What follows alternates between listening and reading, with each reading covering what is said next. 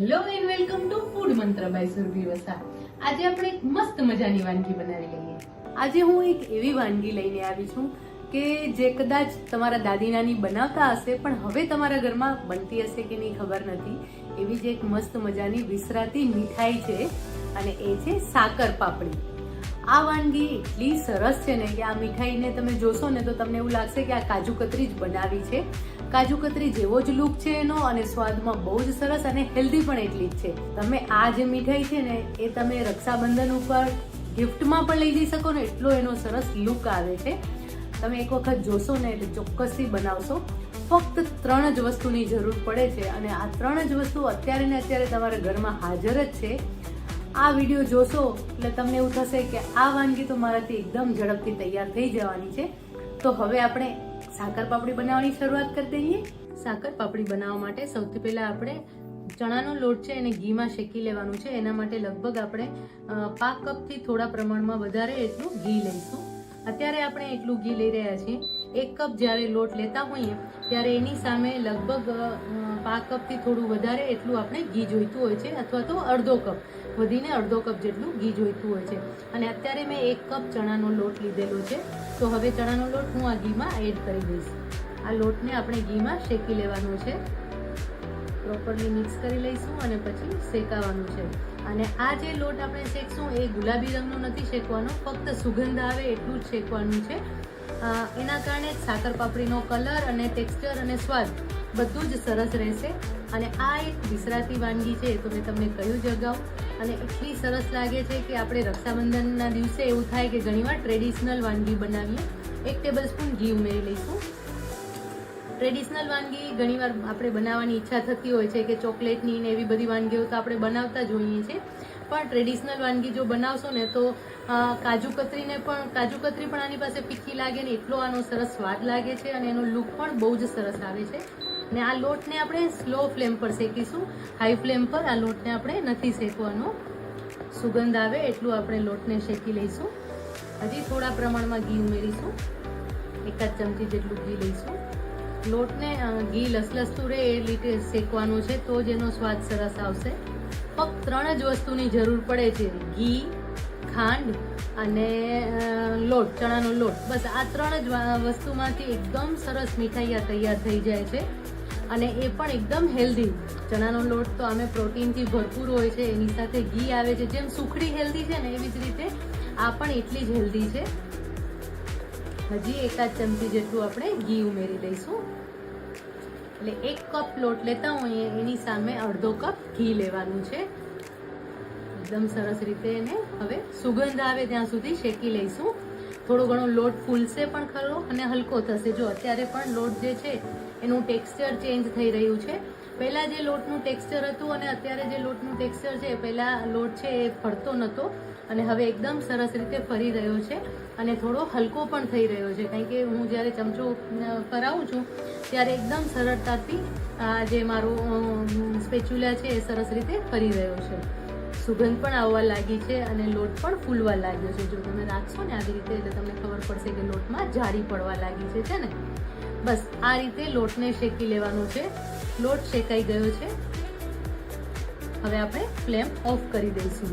આટલું જ શેકવાનું છે. ખાસ ધ્યાન રાખજો કે લોટનો કલર ચેન્જ ન થવો જોઈએ. જેમ આપણે મોહનથાળ બનાવતા હોઈએ અને આપણે એવું થાય કે કલર ચેન્જ થઈ ગયો છે તો એવું ન થવું જોઈએ.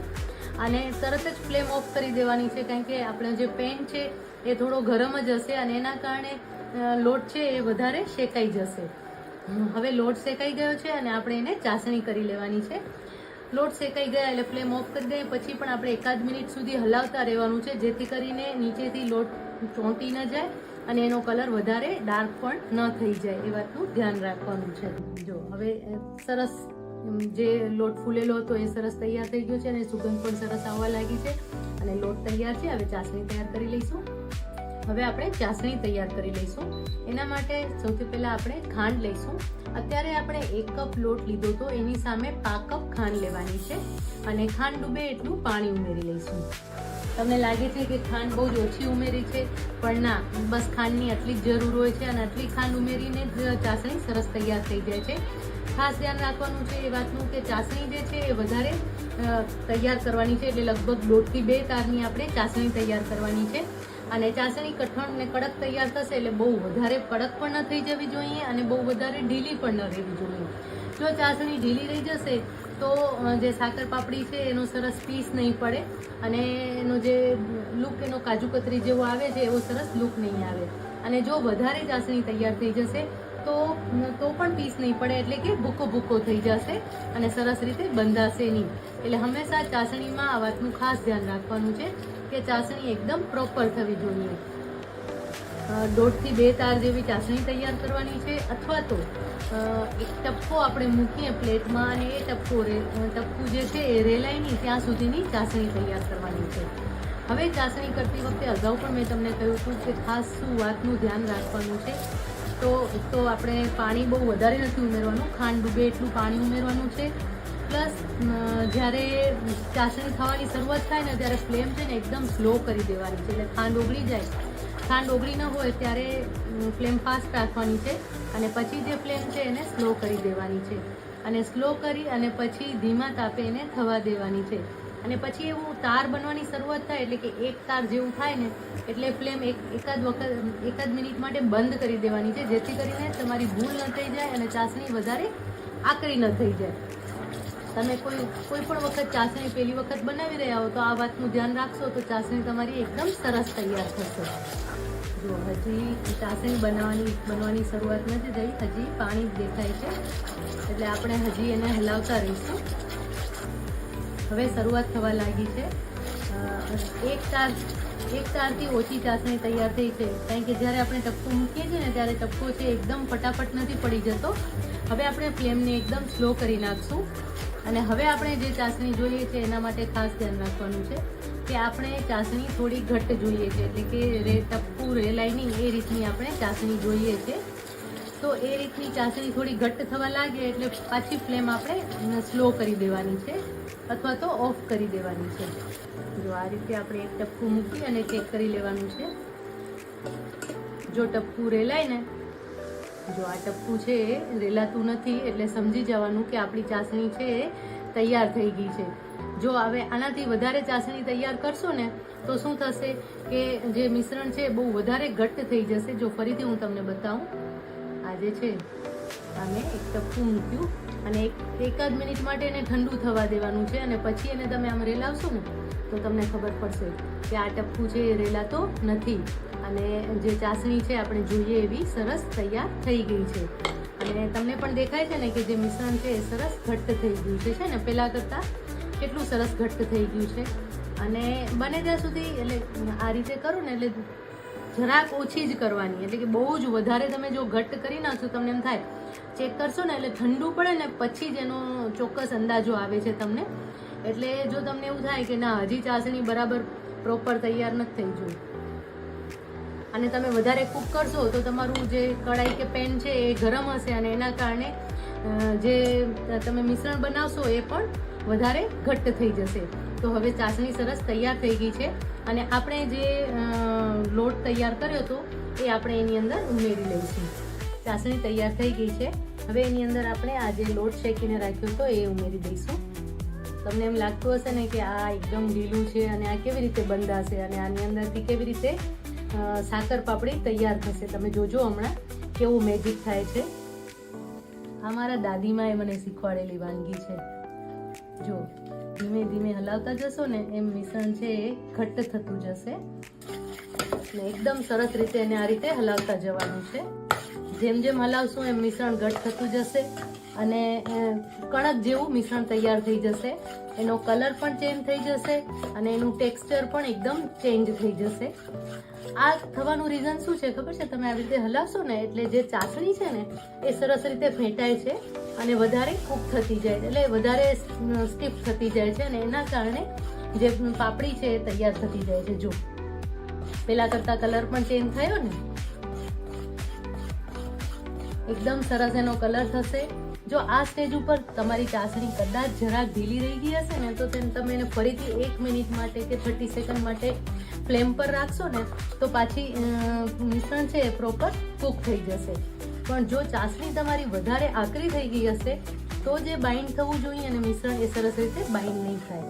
હજી એને હલાવતા રહીશું. જેમ જેમ હલાવશું ને એમ તમને ખ્યાલ આવે છે ને કલર એનો કેટલો ચેન્જ થઈ ગયો છે ને. થોડી મહેનતનું કામ છે પણ મહેનતના ફળ મીઠા. કલર પણ એકદમ ચેન્જ થઈ રહ્યો છે અને એનું ટેક્સચર પણ ચેન્જ થઈ. તમને દેખાય છે ને કે અહીંયા જે ટેક્સચર છે અને આ જે ટેક્સચર છે બંનેમાં કેટલો ફરક છે. બંનેના કલરમાં પણ કેટલો ફરક આવી ગયો છે. અને આ રીતે એકદમ પ્રોપરલી એને મિક્સ કરતા રહેવાનું છે. અને હંમેશા આવી તમે કોઈ પણ મીઠાઈ કરો ને તો પહેલાં એક નાની વાટકી લઈ અને એનામાં એક વખત ટ્રાયલ લેવાની. જો એ પ્રોપર તમારાથી થઈ જશે ને એટલે પછી થઈ જશે તમારાથી પ્રોપર. એક સાથે જો તમે બહુ જ વધારે કરશો ને તો તમને હલાવવામાં પણ તકલીફ પડશે. અને આ 1 કપ આપણે જે લોટ લીધો એમાંથી તમને દેખાય ઓછું પણ બહુ બધું થઈ જાય છે. સારા એવા પ્રમાણમાં સાકર પાપડી તૈયાર થઈ જાય છે. જો હવે એનું ટેક્સચર તમને કેટલું સરસ દેખાઈ રહ્યું છે ને અને ઘોડો સરસ વળી રહ્યો છે. મિક્સ કરતા રહેવાનું છે. જો હવે જે મિશ્રણ છે એ સરસ રીતે પેનને છોડી રહ્યું છે અને એક લુવા જેવું તૈયાર થઈ રહ્યું છે. અને આ મિશ્રણ ગરમ હોય ને ત્યારે જ આ પ્રોસેસ કરવાની છે. ઠંડુ કરીને કરશો ને તો જે ટેક્સચર તમને જોઈએ છે એવું ટેક્સચર નહીં મળે. જો કેટલું સરસ મિશ્રણ તૈયાર થઈ ગયું છે ને. અત્યારે તો આપણે ખાંડની ચાસણી કરી છે પણ ઉનાળામાં જ્યારે મારા દાદી આ વાનગી બનાવે ને ત્યારે સાકરની ચાસણી કરે. એટલે કે ખડી સાકર લઈ એનો ભૂકો કરી અને એની ચાસણી કરે. જો કેટલું સરસ ટેક્સચર છે ને એકદમ સ્મૂથ ટેક્સચર થઈ ગયું છે. અને આ જે મિશ્રણ છે એ જ્યારે ઠંડુ પડશે ને ત્યારે એનો જે દેખાવ છે ને એ એકદમ કાજુ કતરી જેવો જ આવશે. હવે આ મિશ્રણ સરસ તૈયાર થઈ ગયું છે. આપણે એને પ્લેટમાં લઈ અને વણી લઈશું. પાટલા ઉપર લઈ અને વણી લઈશું. ઘી કે કાંઈ લગાવવાની જરૂર નથી. એમને એમ જ મિશ્રણ સરસ દેખાઈ રહ્યું છે. હા, તમે ઈચ્છો તો આના ઉપર પિસ્તા લગાવી શકો છો. આપણે થોડા પ્રમાણમાં પિસ્તા ઉપરથી છાંટી દઈશું જેથી કરીને એનો દેખાવ છે એ બહુ જ સરસ આવશે. અને હવે એને આપણે વણી લઈશું. જો કેટલું સરસ દેખાઈ રહ્યું છે ને. આ એક મારું વેરિએશન છે. મારા દાદી પિસ્તા નતા નાખતા પણ કંઈક નવું કરીએ તો વધારે મજા આવે ને એટલે હું થોડા પ્રમાણમાં પિસ્તાના ઉપરથી છાંટી રહી છું. આ જે મીઠાઈ છે એ તમે દિવાળીના દિવસોમાં કે રક્ષાબંધન જેવા કોઈ પણ તહેવારના દિવસોમાં જો ઘરે બનાવો અને ગેસ્ટને પીરસો અથવા તો કોઈને ગિફ્ટમાં આપશો ને તો પણ ખુશ થઈ જશે કે અરે વાહ શું બનાવ્યું છે એમ કે. એટલી સરસ આ વાનગી છે. જો ઘી પણ એકદમ સરસ અંદર બેસી ગયો છે. જરા પણ બહાર નથી નીકળ્યું. અને અત્યારે હું આટલું બનાવી રહી છું પણ તમને હજી આનાથી વધારે પતલું કરવું હોય તો પણ તમે વધારે પતલું કરી શકો છો. હું આ જે મારી પાસે પાટલો છે એના માપનું કરી રહી છું. કેટલો સરસ દેખાવ લાગી રહ્યો છે ને. તમને એવું થશે કે આ શું, કોઈને પણ તમે ગિફ્ટમાં આપશો ને તો એવું થશે કે આ શું બનાવ્યું છે. અને જ્યારે તમે હાથેથી બનાવીને કોઈને કોઈ વસ્તુ ગિફ્ટમાં આપો ને જ્યારે કોઈ પણ વાનગી ત્યારે તો બહુ જ ખુશી થતી હોય છે કે વાહ કેટલી એફર્ટ લીધી છે મારા માટે એમને. બસ જો આ મિશ્રણ સરસ વણાઈ ગયું છે. જ્યારે આપણે લોટ શેક્યો અને ચાસણી બનાવી ત્યારે તમને એવું લાગતું હતું કે એને આ રીતે વણી પણ શકશો તમે અને છતાં પણ કેટલું સરસ વણાઈ ગયું છે. બરાબર ને. હવે એના આપણે કાપા પાડી લઈશું. એકદમ સરસ કાપા પડી રહ્યા છે. વરખ પણ તમે લગાવી શકો છો આની ઉપર તો એકદમ લુક એનો છે કાજુ કતરી જેવો જ આવશે. જો આ રીતે કાપા પાડી અને પછી આપણે એને થોડું ઠંડુ થવા દઈશું અને પછી એને આપણે અનમોલ્ડ કરીશું તો એના જે પીસ છે એકદમ સરસ નીકળશે. હવે આવી રીતે ત્રાંસા પીસ પાડી લઈશું જેથી એનો જે દેખાવ છે એકદમ સરસ કાજુ કતરી જેવો જ લાગે. આ મીઠાઈ મારા ઘરમાં તો બહુ જ બને છે. તમારા ઘરે પણ તમે બનાવજો. જો આ રીતે એકદમ સરસ એના પીસ તૈયાર થઈ જશે. અત્યારે આપણે એને ઠંડુ થવા દઈએ અને પછી એના જે એકદમ કડક પીસ તૈયાર થશે અને પછી આપણે એને સર્વ કરી લઈશું. કેટલું મસ્ત દેખાઈ રહી છે ને સાકર પાપડી. એકદમ કાજુ કતરી જેવો જેનો લુક છે અને તમે એને કટ કરશો ને ત્યારે પણ એકદમ સરસ દેખાશે. બહુ જ સરસ તૈયાર થઈ ગઈ છે. અને આવી જ રીતે આપણે એને આખી બારે કાઢી લઈએ. સરસ રીતે એકદમ જો ચાસણી પરફેક્ટ તૈયાર થઈ હશે તો એકદમ સરસ ઉખડી જશે અને સરસ રીતે સ્ટોર પણ કરી શકશો. અને આ મીઠાઈ એવી છે કે તમે એને લાંબો ટાઈમ સુધી રાખી શકો છો, એટલે કે 2 મહિના સુધી આ મીઠાઈ છે એ બગડશે નહીં તમારી.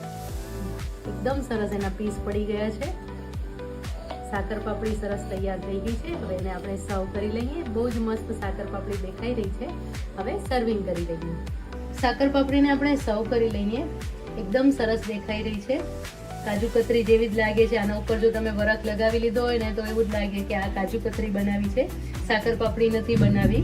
અને ટેસ્ટમાં તો સરસ લાગશે જ. જ્યારે તમે બનાવશો ત્યારે ખબર પડશે કે કેટલી ટેસ્ટી બને છે અને એકદમ હેલ્ધી પણ છે.